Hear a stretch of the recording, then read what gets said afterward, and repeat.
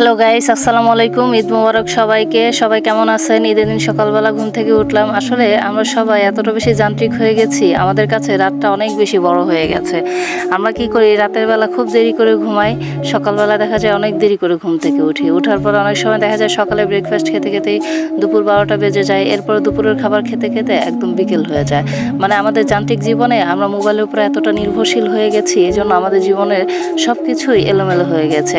তো আজকে ঈদের দিন, এখন ঈদের দিন সকালবেলায় আস্তে আস্তে সব কিছু প্রিপারেশন চলছে। তো আগে ছোটোবেলা যখন ছিলাম, ঈদগুলো মনে হয় তখনই অনেক বেশি মজার ছিল। হাতে যদি মেহেদি না দিতাম মনে হতো যে ঈদটাই পূরণ হতো না। চাঁদ রাত মানে হাতের মধ্যে একদম মেহেদি ভরে দেওয়া, পায়ে মেহেদি দেওয়া, সবাইকে মেহেদি দিয়ে দেওয়া, মানে লম্বা একটা লিস্ট। আর এখন বড় হওয়ার পরে দেখা যায় বাসায় কাজ করতে করতে হাতে মেহেদি দেওয়া হয় না, কোনো কিছুই ঠিক মতো করা হয় না। মানে ঈদের মজাটাই যেন আস্তে আস্তে কমে গেছে।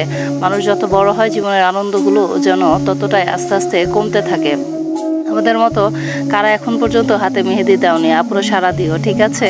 তারপর নতুন জামা কাপড়ের একটা যে ফ্যাসিনেশন থাকে ছোটোবেলায় ঈদের সময়, যে নতুন জামা কাপড় কিনবো, এটা ঈদের জন্য কিনবো, এটা ঈদের দিন সকালবেলা পরবো, এটা দুপুরবেলা পরবো, এটা বিকেলবেলা পরবো, মানে এরকম একটা আলাদা আনন্দ কাজ করে। তারপর ঈদের জামা বানানোর পরে প্রথম কাজ করে যেটা, জুতা কিনবো, সব কিছু কিনবো, কিনে তারপর সেগুলো আলমারিতে লুকিয়ে রাখবো। এগুলো যদি কেউ দেখে তাহলে ঈদ চলে যাবে, এরকম একটা মানে ছোটোবেলার একটা থাকে না, এই জিনিসগুলো মানে খুবই মজার ছিল। কিন্তু এখন আর এই জিনিসগুলো কাজ করে না। এখন হচ্ছে কি, জামা কিনলে কিনো, না কিনলে না কিনো। ঈদের জামা বানানো হয়েছে, দেখা যায় সকালবেলা ঠিক মতো যে আমরা ঈদের জামাটা পরবো সেটাও পরা হয় না। বাসার সব কাজ করে এটা সেটা করতে করতে মানে সবাইকে ছোটদের আবদার মেটাতে আমরা নিজেরাই হচ্ছে ভুলে যাই যে আমরাও যে ঈদের আনন্দটা উপভোগ করতে পারি। তারপর ঢাকা শহরে যেমন দেখা যায় যে চাঁদ রাতের সময় মানে প্রচুর বোমা ফাটানো হয়, মানে ছোটরা অনেক বেশি মজা করে, এসব করে। আবার হচ্ছে গ্রামে কিন্তু জিনিসগুলো এরকম না। গ্রামে আসলে যেমন আমরা ঘুটঘুটে অন্ধকার দেখতে পাই, শহরে কিন্তু এই জিনিসটা দেখতে পাই না। গ্রামের মসজিদগুলোতে ঈদ মোবারক বলা হয়, সব কিছু বলা হয়, মানে গ্রামের ঈদগুলো যেন অন্যরকম একটা আমেজ। কিন্তু আমরা যখন ছোট থাকি তখন কি হয়, আমাদের কাছে মনে হয় শহরটাই অনেক বেশি ভালো, কারণ শহরে অনেক বেশি আলো আছে, অনেক বেশি মানুষ আছে, অনেক বেশি আনন্দ হই হুল্লোড় সব কিছু। কিন্তু আমরা যত বড় হতে থাকি জিনিসগুলো আস্তে আস্তে যান্ত্রিকতা হয়ে যায়।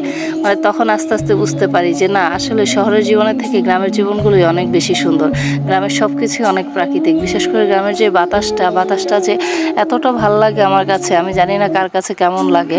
তারপরে এখন হচ্ছে গ্রামের সব জায়গায় হচ্ছে সেই ধানের সবুজ সবুজ ঘাসগুলো, মানে এত সুন্দর লাগে, চারপাশে যেদিকে তাকাই শুধু সবুজ আর সবুজ।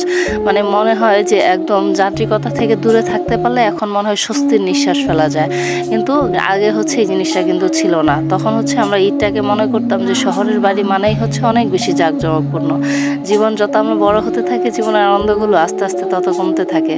তো এগুলো ছিল হচ্ছে আজকে আমাদের ঈদের আয়োজন, সকালবেলার ঈদের আয়োজন। সকালবেলা কে কি ঈদের আয়োজন করলেন সবাই জানাবেন।